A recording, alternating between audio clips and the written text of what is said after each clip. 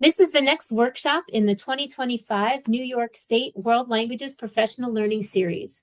My name is Candace Black, and I'm your World Language Associate in the Office of Bilingual Education and World Languages of the New York State Education Department. Welcome to Classical Language Culture Standards, from definition to integration. Learners use knowledge of classical languages 2 are the words that introduce culture standards 4 and 5 and define the relationship between language and culture embedded in the revised New York State Classical Language Standards. Teachers of classical languages have always centered instruction around a strong cultural context.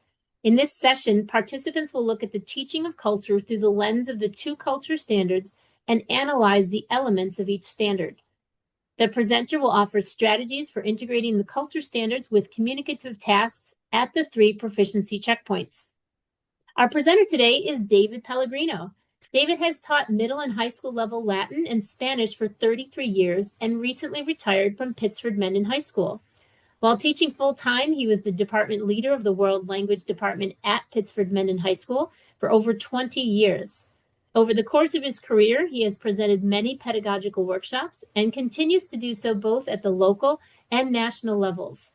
He is currently the treasurer of the Classical Association of the Empire State, and very recently, I believe on the 10th, David was honored with the Classical Association of the Empire State's Milton Spillinger Award for longtime service to classical languages.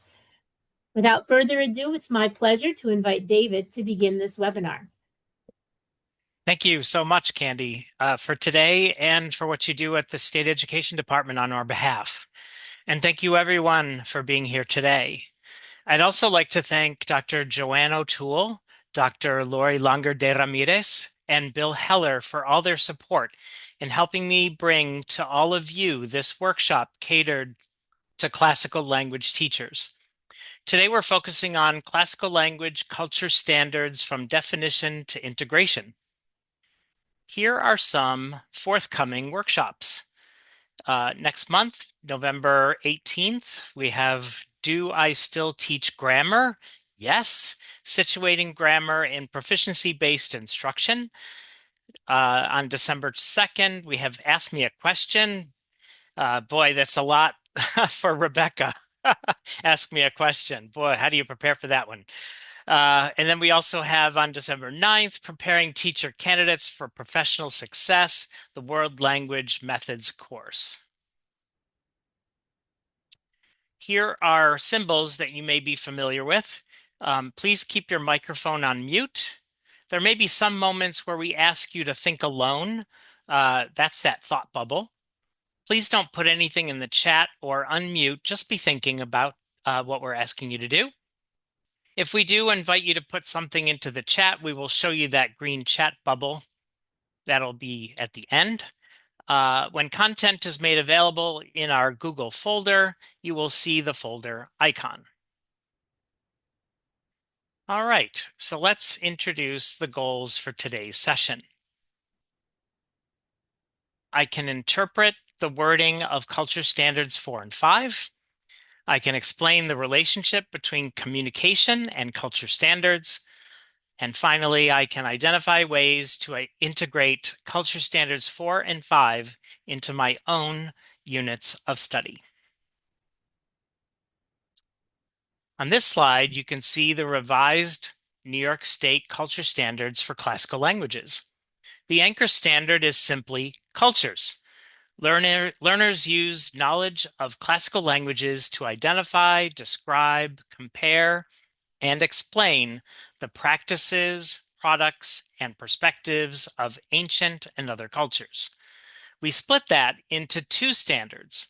Standard 4, relating cultural practices and products to perspectives, and Standard 5, cultural comparisons. Let's focus on Standard 4 for the time being. Learners use knowledge of classical languages to identify, describe, and explain the practices and products of the cultures study, as well as the cultural perspectives they suggest. There's a lot of information in that definition, so let's break it down. Learners use knowledge of classical languages to identify, oops, sorry, I got ahead of myself here. Um, yeah, for some reason I don't have the whole thing in here. That's all right. Classical languages to identify, describe, and explain. Um, and so identify, describe, and explain are those language skills that are embedded into each of our three communication standards. Okay, and our next one. So embedded into those culture standards, we have standard 1, interpretive communication, standard 2, presentational communication, and standard 3, interpersonal communication. You may be asking yourselves, why is it worded that way in that previous slide? Learners use knowledge of classical languages to identify, describe, and explain. Well, since classical language learning targets in presentational and interpersonal communication may not be high enough for students to describe and explain all that they would like to show their full understanding of a topic, there is room for a lot of scaffolding to be provided to students, or even a little English here and there to be in the mix.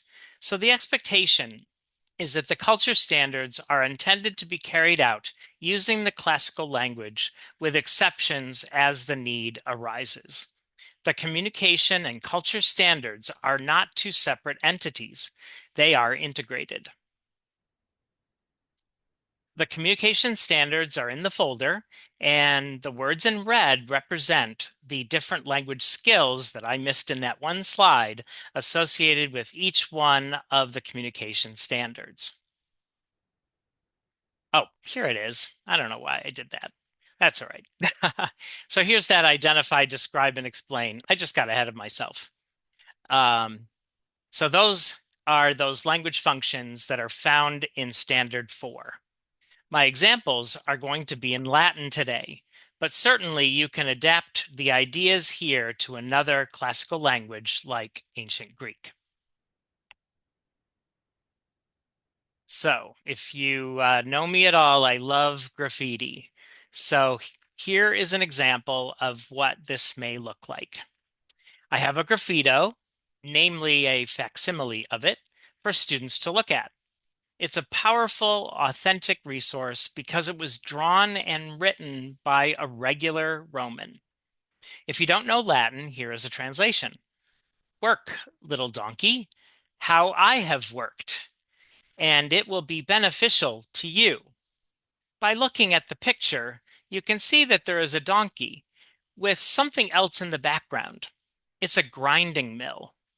This image is a bakery in Pompeii and shows the grinding mills where grain is made into flour. Well, those mills don't turn themselves. Now you can see that the donkey in the graffito is turning the mill. Whoever drew the graffito felt that he or she has worked too hard, maybe even more so, more so than the donkey. And perhaps the artist is boldly saying that maybe that donkey should work harder because I've been working so hard. We don't know. That's the fun thing about graffiti is that you can look at them and you can interpret them in many different ways. We are so lucky to have this carbonized bread from Herculaneum. Do you see the stamp on the left side of the image? We have that stamp too. Of course, the stamp is written backwards so that it stamps forwards. So I flipped that stamp so that you could read it. It says, of Celer, the enslaved man of Quintus Granius Verus. We have to wonder why it was stamped. According to Andrew Wallace Hadrill, a famous archaeologist with a great deal of experience in Herculaneum, there are more questions than answers. Did bread stamps mean that they are the ones who baked the loaves? Or did it indicate who was going to receive the loaves, who was going to eat the loaves? It's a great opportunity to discuss the possibilities with students.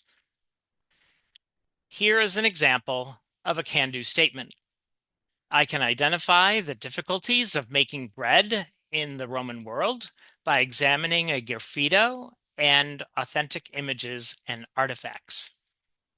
You can see the little icon on the left that has the arrows pointing toward the head. This is interpretive communication, interpreting text and images and understanding what they say. Here we have a fresco of someone handing out bread to customers. We can continue the conversation about how the right bread gets to the right customers. Here is a coin with Nero on the obverse and on the reverse Annona, the personification of Rome's grain supply, holding a cornucopia, and Ceres on the right side, who is the goddess of grain. Look, we have another graffito with the message, Traveler, you will taste bread in Pompeii. You will drink wine, we have to assume, in Nuceria, another town in the region of Campania where Mount Vesuvius is and the other famous towns. Here is a can-do statement that we could use. I can describe images and artifacts that relate to the importance of bread in the Roman world by writing captions for a museum exhibition. Since describe is the verb used, we are referring to presentational communication.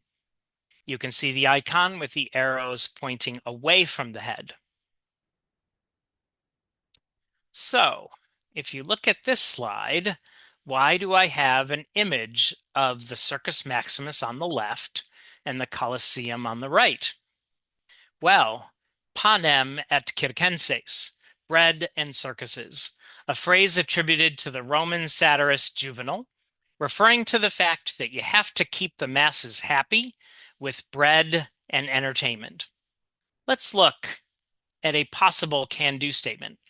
I can explain how the government doled out bread or grain as a safety net, and how was this used for political reasons by role-playing a conversation between an aedile and a citizen.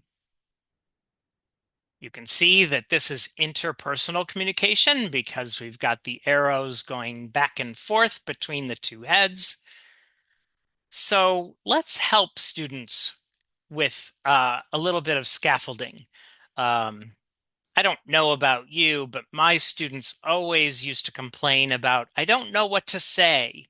And so I thought that I might give them a little framework to give them an idea of what they could say. So you've got it's not a conversation yet. It's really just the aedile and the citizen and ideas for the students to put these ideas into Latin or do other things too.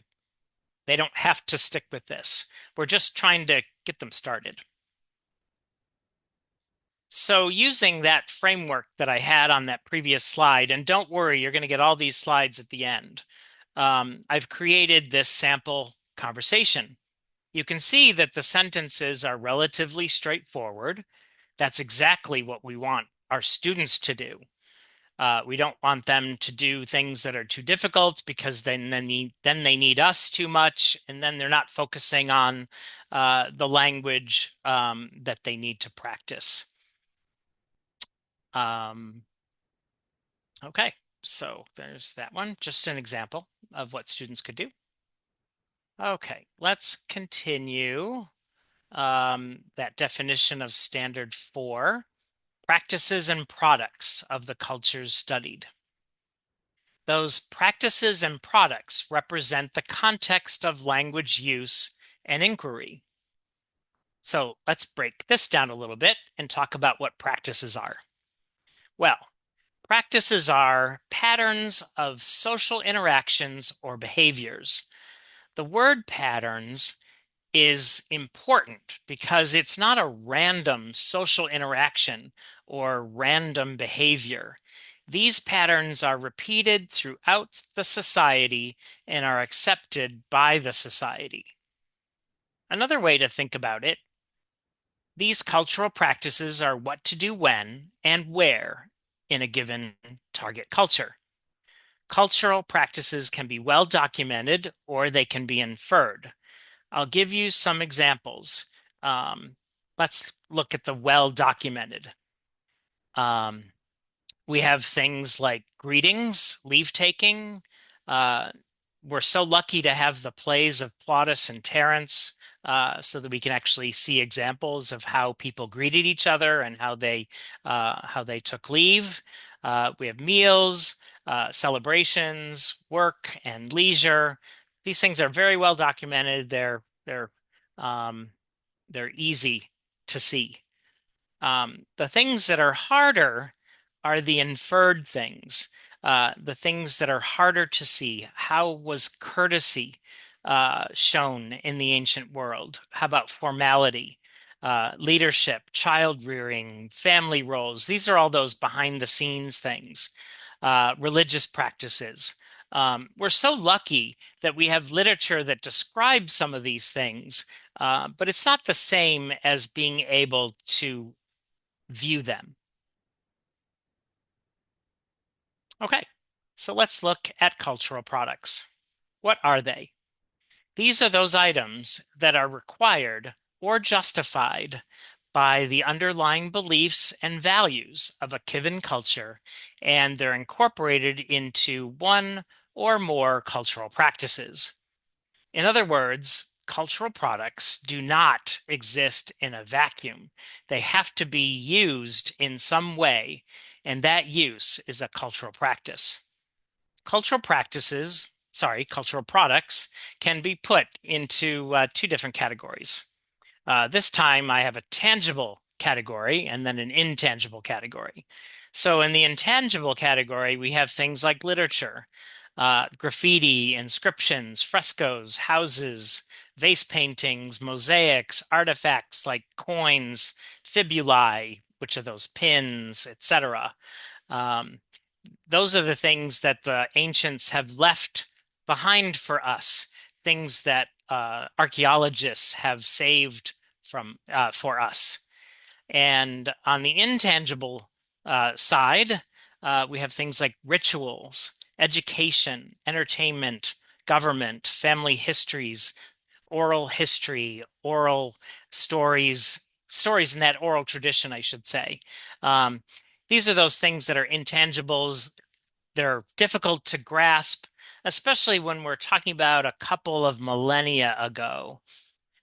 We are lucky that the Greeks and Romans have written about many of these things, as I said earlier, but we have so much more that we can learn.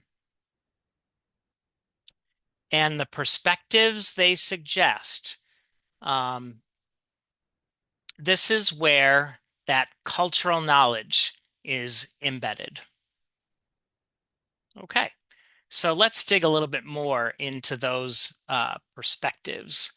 Um, they are a culture's view of the world, including the meanings, the attitudes, the values, and the ideas. And those four words are really important here: meanings, attitudes, values, ideas. So if you're ever wondering what perspectives is, go right to those four words, and that'll really help you. These, excuse me. Um, These things are revealed through the practices and the use of products. So again, we're seeing that we don't have any of our three Ps, the practices, the products, or the perspectives in isolation. Rather, they work as a system all together. And so it's only by having our students examine and inquire into the practices and products that they begin to understand potential cultural perspectives. So why don't we take a deeper dive into these final words of Standard 4 and the perspectives they suggest? Here is a quote from the national standards. It says, neither students nor their teachers can know every product, practice, or related perspective about the target cultures. So there's that thought bubble. How about we think a little bit about that quote? So neither the students nor their teachers can know everything. That's the whole point. And so um, we have to be honest. We can't know everything. We can't know every bit of culture. We can't know every bit of language. Um, so let's be honest with ourselves. Let's be honest with our students, and let's be in it together. So think about this whole thing. And what is the role of the teacher if the teacher doesn't know every single thing? So think about that just for a second.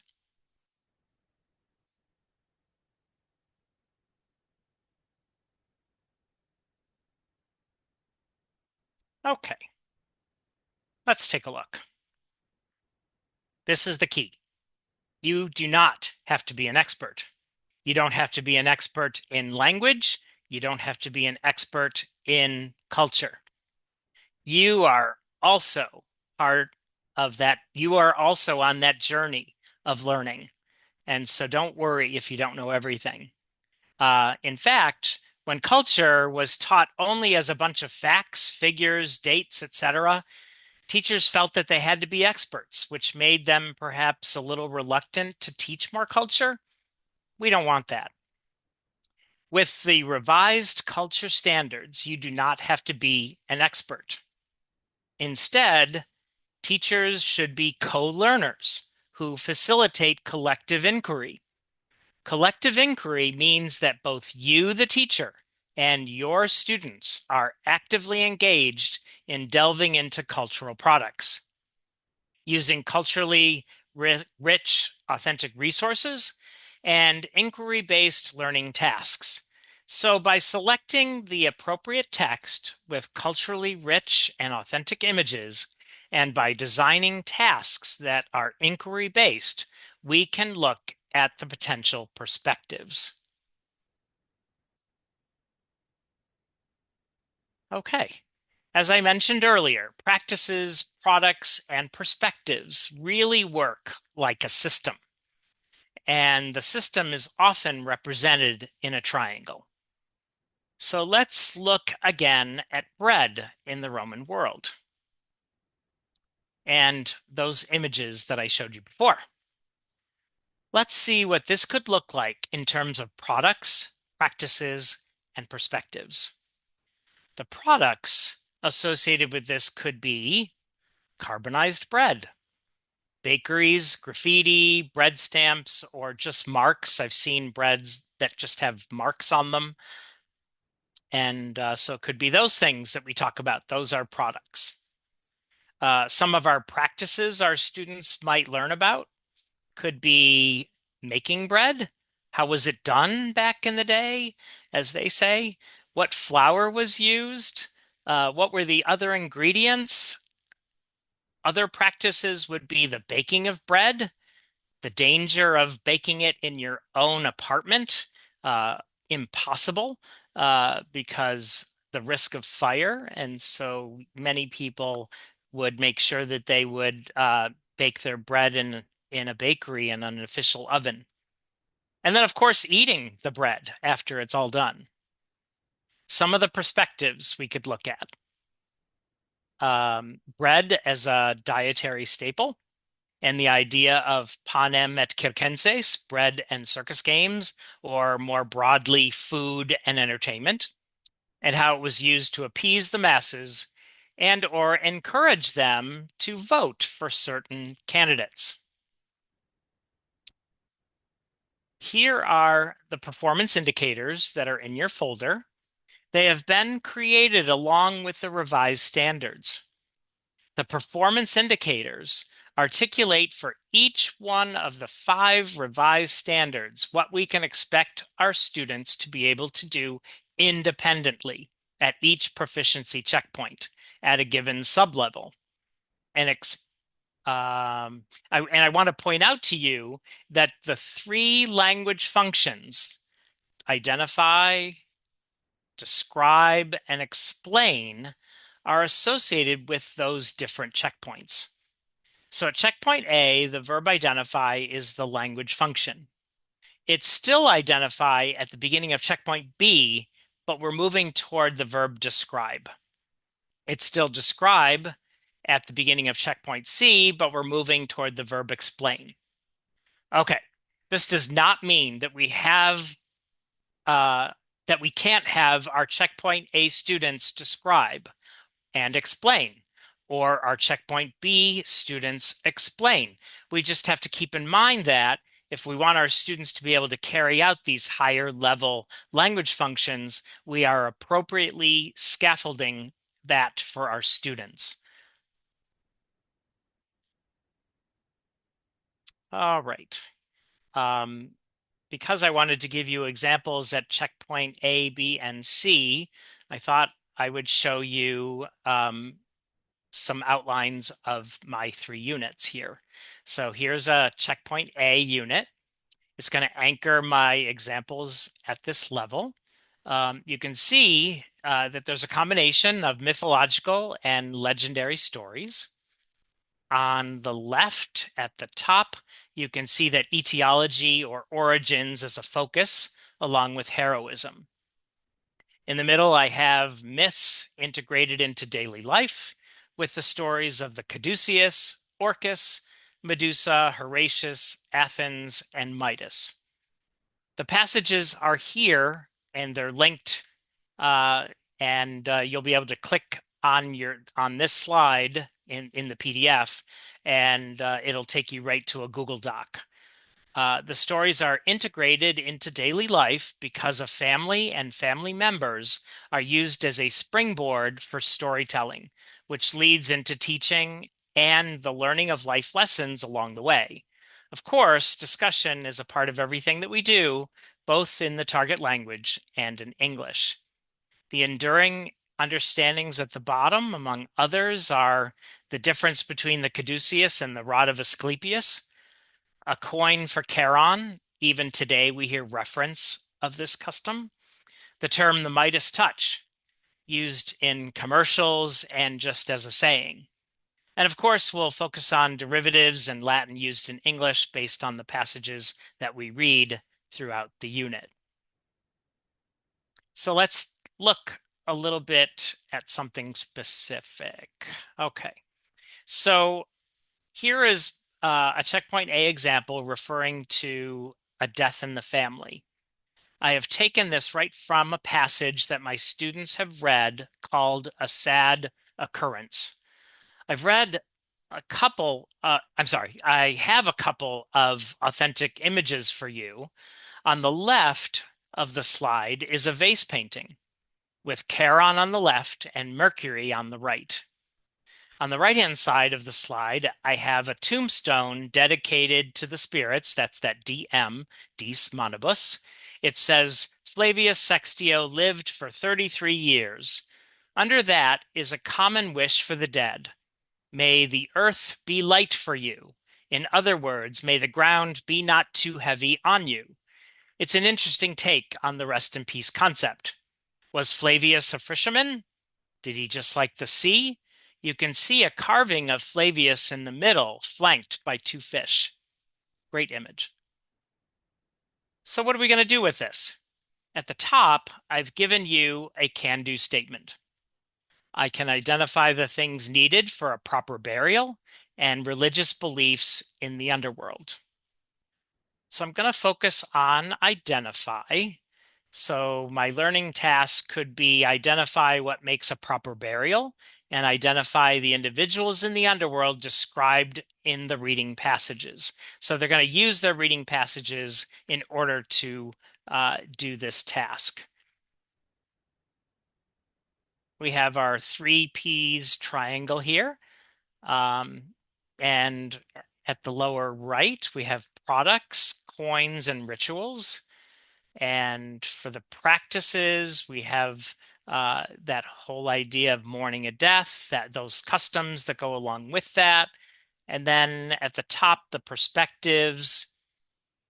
We have religious rituals around death, and they can provide comfort to those grieving. And that's part of the reason that we have rituals. They do ease the pain of loss.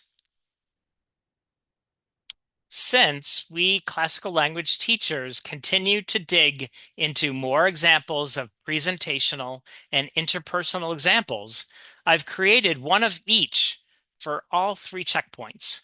So here is that Greek vase again, but because it's a vase, we couldn't see all the way around it. So here is the other side. And here is the woman whom Mercury or Hermes is leading to Charon. My presentational can-do statement is I can identify details of a scene from a Greek vase by speaking or writing Latin words and phrases for fellow classmates. So the task that I would give to the students would be to have them identify what they see in this scene using Latin words and phrases.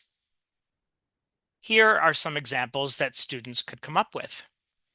And they're very short, and some of them are simple words.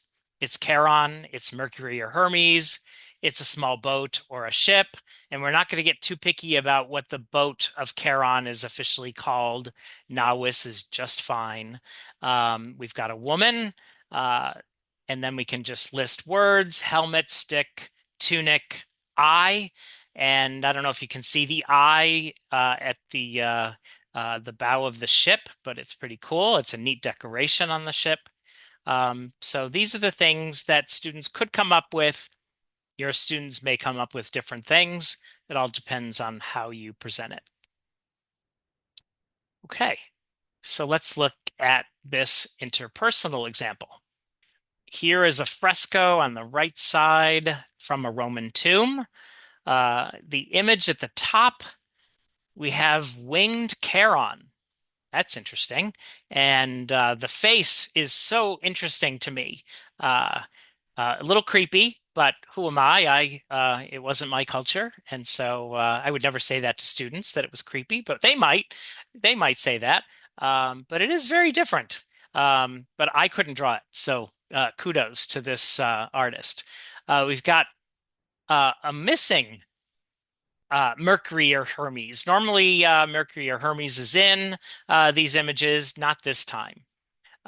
There's a woman and another soul behind her, and they're about to board the boat using a gangway of sorts. Underneath, um, there is a funeral procession with a possible hired mourner on the left. The woman in the middle seems to be carrying some kind of table on her head, and I'm not sure what is on top. It looks like little breads, but who knows what that is? It could be just food that she's carrying, and it's just hard to tell. On the right, there seems to be a preparation for an animal sacrifice. The can-do statement is I can exchange information about a scene from a fresco in a Roman tomb with uh, in a conversation with fellow classmates. And the task could be uh, have a conversation to identify what you see in the fresco in pairs and trios. And you might give them some ideas of how to have this conversation. And so you might have them do this: come up with names, introduce yourselves, ask how everyone is, and then share your observations in an exchange. Now, why do I do this? Why do I do the come up with names, introduce yourselves, ask how everyone is? Because these are the things that students at Checkpoint A need to be able to do at the end of the year on the Checkpoint A exam. And so why don't we give them practice doing the things that they need to be able to do with you on a formal basis? You can also help them out with things like a chat mat. This one is in Latin, and you can see that there are all kinds of possibilities that relate Latin words and phrases to the image. You can do this in other classical languages as well. This helps them find those words and phrases and sentences that they actually want to use to complete the task, not just the ones that we tell them. So that's one way you can help them out. Okay, here is my checkpoint B unit. Just give me a second. This time, we have a combination of mythological and historical stories revolving around the Punic Wars. Since the children in the family are 8 and 10, the parents in the story decide that the kids need a break from war and conquest to tell the story of Cupid and Psyche. What is the connection? Venus. Venus is the mother of Aeneas, and um, she was the divine ancestor of Gaius Julius Caesar. So you can see that even though these topics may seem disparate, they are not. They are all connected in one way or another. At the bottom left, you can see that historical figures and myths that lead to history are a focus. In the middle, I have history, legends, and myths with the stories of the Punic Wars, Aeneas and Dido, Gaius Julius Caesar, Cupid and Psyche, and Venus tests Psyche. Uh, and then in the middle, we have those passages that will be linked for you to a Google Doc so that you can see what those are and you can use them for yourself, and feel free to adapt them for your own students. Again, we'll discuss everything that we read in Latin and in English, and our enduring understandings could be building of an empire, uh, the continuum of Roman religion, and of course, derivatives in Latin used in English. Okay, so here is a checkpoint B example relating to the origins of the Punic Wars and their connection to the myth of Dido and Aeneas. On the left of the slide is a very interesting fresco that could be titled Dido Abandoned. Dido is seated with some attendants, one of whom could be her sister Anna. In the upper right of the fresco, you can see Aeneas's ship. And if you can't, you'll get the slide later and you can see it in a little more detail. I did pull out the ship in the lower lower left-hand corner. It's still hard to see, but it's really cool. Um, and then um, on the right side, Dido seems to be looking at a woman with some really interesting features. She has features of an elephant. She's got some ears of an elephant head, and she's got horns, and so that's Carthage personified. Um, and thank goodness for art historians, right?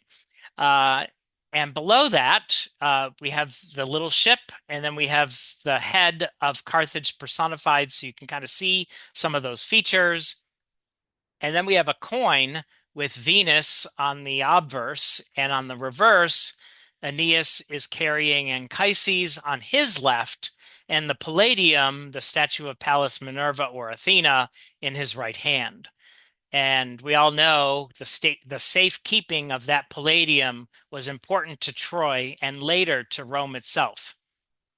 I've given you a can-do statement at the top. I can describe how the Romans used mythological stories to explain the reasons for historical events. I'm focusing on identify and describe because students at checkpoint B should be able to accomplish these things by themselves. Thus, my learning task could be identify Dido and her companions and the features of Carthage personified, and describe the origins of the Carthaginian hatred of Rome. And then we have our three P's triangle again, that just keeps coming back. We have products of coins, frescoes, literature, myths and history, practices of transmission of that history to the next generation, which is what the parents are doing by telling stories to their children, and the idea of expanding an empire, which was continuously happening. And for that, perspectives. For perspectives, we would focus on the blurring the lines between myths, legends, and history. And the Romans were really good about that. So if you read Livy, you'll see that he begins with those myths, and then he goes into legends, and then he goes into history. That was all part of their culture, and they believed in all of that to differing degrees, of course. Okay, so okay, you can see a little bit better what I have in this fresco. I have a presentational can-do statement. I can describe details of a scene from a Pompeian fresco by recording a museum audio guide for Latin students. So the task could be something like use Latin phrases and sentences to describe what you see in this scene from a fresco. And here's some examples that the students could come up with. There are four women. Dido is sitting. Dido is sad. Dido looks at the woman being Carthage personified. And speaking of Carthage personified, the woman has horns on her head. Can you see it? It's really cool. You can see it better in this picture than anything else. And then you can see that ship on top too. Okay. One thing that I like to do before I uh, have students complete these tasks is to do a brainstorm. And brainstorming is great because it's a scaffolding that you can do on the fly. Um, and this is where students provide um, to you what they want to be able to say.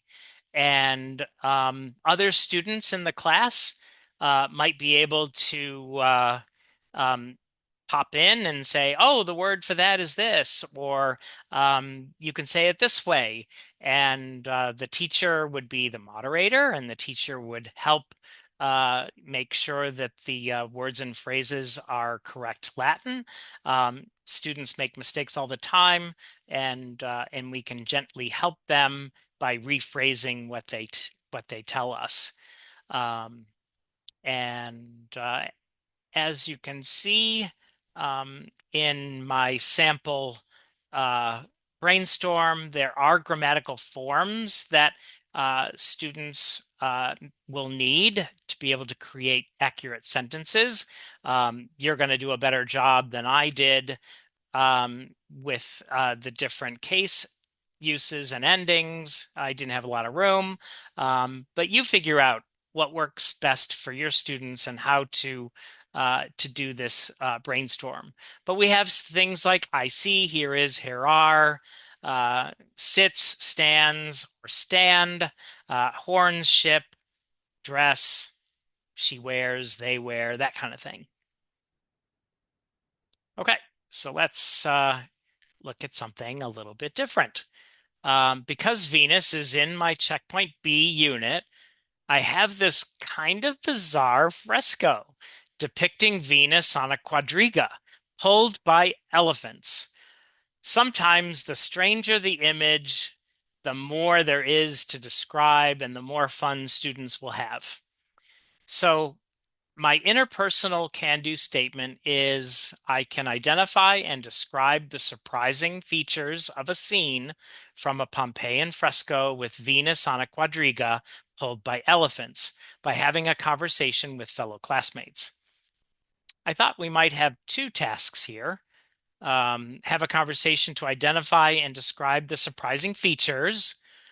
And after that, after students discuss these things and have a conversation and exchange information, we could have a debriefing of sorts where students in Latin or another classical language share what they discussed and what they observed.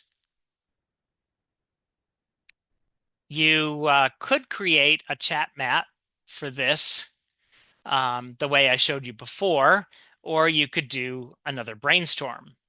Um, as I said earlier, I really like the brainstorm option because you get to interact with students and they get to ask how to say certain things.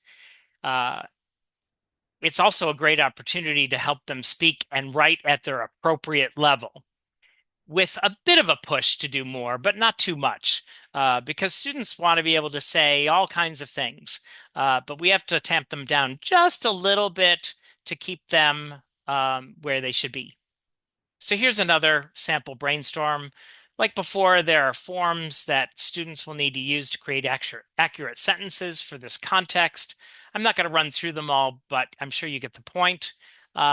We just want to equip our students with the language that they need to be successful and to feel good after um, uh, going through the whole process. Okay, and now my checkpoint C unit. This unit is Pliny's first letter to Tacitus with his eyewitness account of what happened with the eruption of Mount Vesuvius. This is from the new AP Latin syllabus, but it's not as large as the unit is prescribed by the College Board. I think it's a little too big, the way the College Board has it. So uh, I have it shorter, and I think it's okay to have shorter units. At the bottom left, you can see that historical periods and figures are the big ideas here. In the middle, I have the eyewitness account of the eruption of Mount Vesuvius with Pliny the Elder, Pliny the Younger, the uncle and nephew, respectively. This took place at the Bay of Naples in southern Italy. And Misenum is where the family members watched all of this happen from a relatively safe position. And you can see that knowing where things are and looking at maps, those are things that you want to be to have in here. In the middle, I have the eyewitness account of the eruption of Mount Vesuvius with Pliny the Elder, Pliny the Younger. Oh, sorry. Yeah, and and all this stuff, all these things that so you got the letter to Tacitus, you've got the historical context, you've got letter writing conventions, and then that class discussion in Latin and English, enduring understandings, epistolar, I can never say this word, epistolary style, Plinian Vesuvian eruptions. This kind of eruption that happened with Mount Vesuvius is a certain kind, with the pyroclastic flow, uh, with the devastation, with the ash, with the hot gas, all that stuff. That's often called a Plinian or a Vesuvian eruption. The Roman calendar plays uh, a part in here. And then, of course, derivatives and Latin used in English. Okay, so there's that. All right, so let's look at some examples. This one relates to Mount Vesuvius. Um, I can identify the key events that led to the death of Pliny the Elder in Pliny the Younger's letter to Tacitus. So that's what we have. So our learning tasks can have the words identify, describe, and explain, because students at checkpoint B should be able to carry out these things. Thus, my learning task could be something like identify the key events in Pliny's letter to Tacitus, describe the things that Pliny's uncle did to save others, and explain how Pliny's uncle died as a hero. In our 3Ps triangle, we have the products of Pliny's letters. We're so lucky to have those. And what I call the gifts of Mount Vesuvius. the remnants of Pompeii, Herculaneum and Stabii, and all the things that have been found over the years by archaeologists. We're so lucky to have those products. For practices, we have the simile of the umbrella pine, the ash cloud that formed over Mount Vesuvius looked like an umbrella pine, but we don't have those the way Italy does. And so at the lower left-hand corner, you can see an example of an umbrella pine. You've got that epistolary writing. I said it finally right. And the Roman calendar. And then our perspectives would be the need and desire to document important historical events. And that cuts across all cultures. We all want to make sure that we document the things that happen that are important, that are life-changing, that are shocking. That's what we want. And our presentational can-do statement is I can identify and explain the key events that led to the death of Pliny the Elder in Pliny the Younger's letter to Tacitus by creating a timeline of events. And so here, we're going to have the students create that timeline using Latin sentences to identify and explain the things that they have read. And this is going to be in simpler Latin, which is great because that's what we want them to do. We want to look at more difficult Latin and then create easier Latin for them to be able to remember the key things. So here are some things that students could come up with. That Uncle Pliny is dead, Tacitus wants to know how, and all these other things. And so you've got lots of possibilities, and this is just the beginning of the letter. There are other things that students could do as well. And for something a little bit different, let's have the students role play what they would do if they were in Pompeii during the eruption. My interpersonal can-do statement, I can describe and explain what is happening during the early part of the eruption in a Pompeian termopolium in a role play conversation. So the task would be to take roles as customers in a termopolium, which is kind of a fast food restaurant. That's the image on the right that we have at the time of the eruption in pairs or trios. We'll have them react, describe, and explain what happens around them. And again, we're going to have them greet each other, ask how everyone is, and then dig into reacting to the things that are happening around them. I didn't include examples of scaffolding here, but that doesn't mean that you shouldn't for your own students. You're the teacher, you should decide. Okay, so we're going to switch gears for a little bit. We're going to look at standard 5, cultural comparisons. And please don't feel that you have to do standard 4 and standard 5 separately.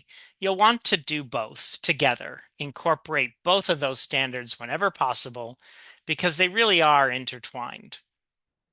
Here is the full definition of standard 5 for classical languages. Learners use knowledge of classical languages to compare the products and practices of the cultures studied and their own. And I see that we are getting close to 5 o'clock. And so I'm not going to dig too much into the definition as I did with the standard 4, because there is some repetition. So I'm going to just kind of click through slides. They're using classical languages. Those are language skills embedded. And you've seen these before, so I'm just going to click. Okay, so here we're going to compare culture 1 to culture 2. So we have that Roman coin that we saw earlier. We've got Nero on the obverse, and on the reverse, Annona, that personification of the grain supply. And on the right, we have a US coin with George Washington on the obverse, with a number of possibilities for the reverse. And this one has the poet Maya Angelou. And then we've got that. Okay, so let's look at comparing practices. In the upper left, on the obverse of the coin, we have Anna Perenna, the Roman goddess of the new year. Her festival was celebrated on the Ides of March, March 15th, at the first milestone of the Via Flaminia, pictured just below on the right. Remember that March was the first month of the lunar year, with the Ides celebrating the full moon. According to the Roman poet Ovid, they pray for as many years as they take cups, and they count the cups they drink. So the mosaic to the left of the Via Flaminia is really here to be ironic. It's a reclining Amianthus holding up a glass of wine. It says that he only lived for 20 years. So maybe Amianthus didn't drink enough cups of wine at the previous Anna Perenna festival. Poor Amianthus. The Romans told a few different myths about Anna Perenna's origins. Ovid even connects the Roman goddess with the Carthaginian Anna, sister of Dido. Here in the middle, we have two images from Rosh Hashanah, literally the head of the year, the new year for Jews. At the top, we have Shana Tova Umetuka, a good and sweet year.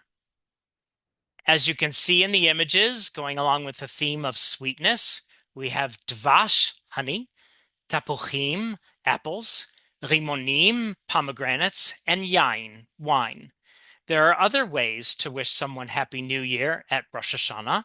You could say it more formally, Leshana Tova Tikatevu, which literally means may you be inscribed for a good year in the book of life. This is a great example of how practices can be different even within the same religion. On the right, we have an image of Times Square at the bottom with the image of the ball dropping for the year 2025.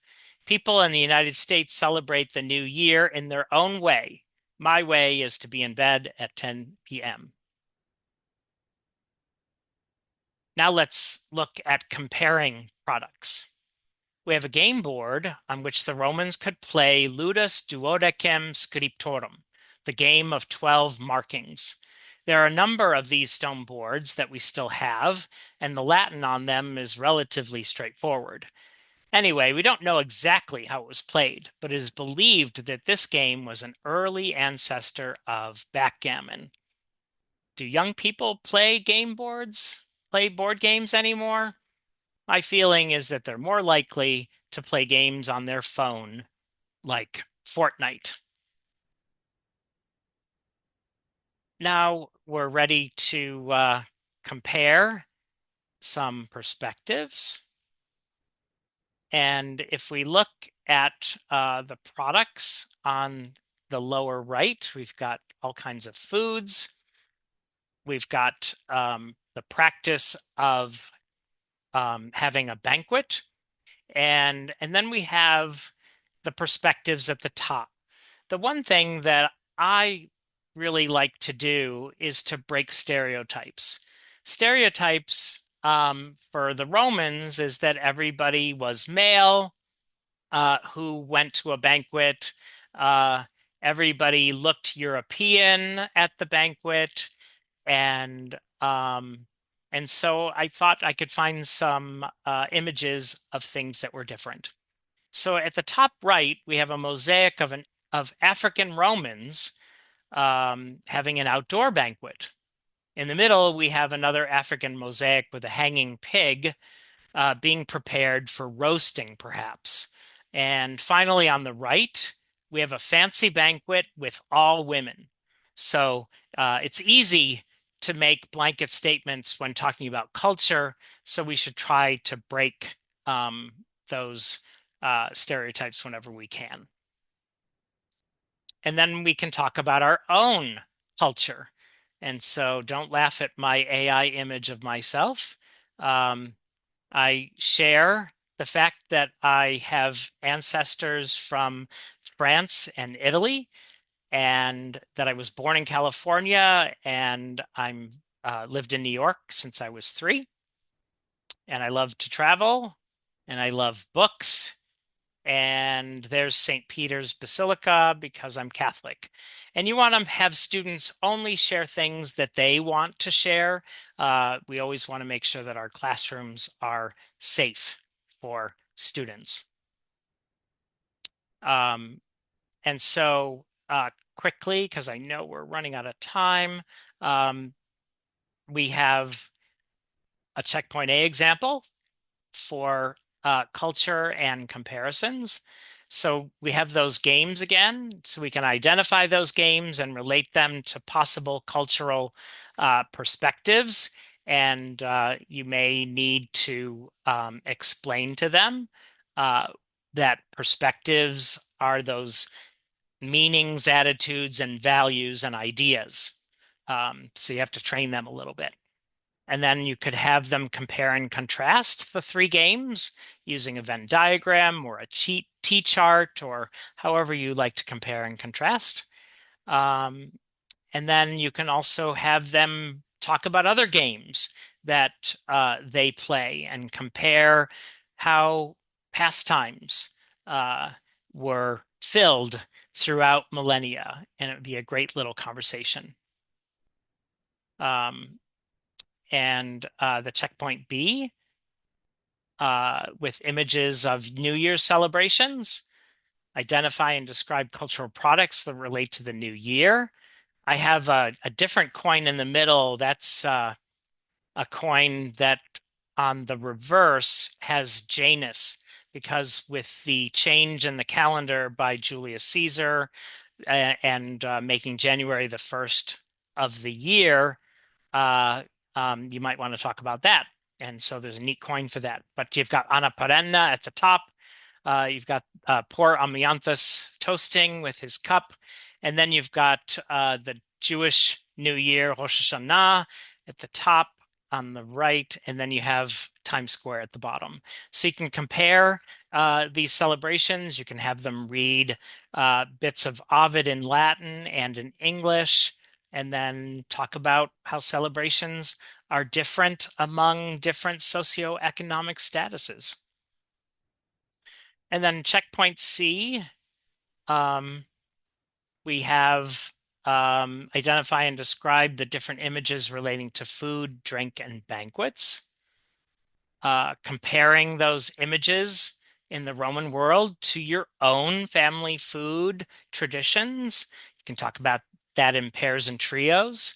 And you can also explain how the different depictions of those banquets in frescoes and mosaics reflect the many cultures across the Roman Empire. The Roman Empire was very diverse, and we want to make sure that students know that.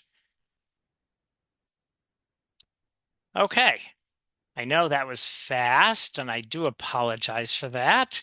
But let's look at our goals and see how we did.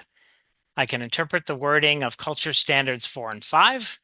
I can explain the relationship between communication and culture standards, and I can identify ways to integrate culture standards 4 and 5 into my own units of study.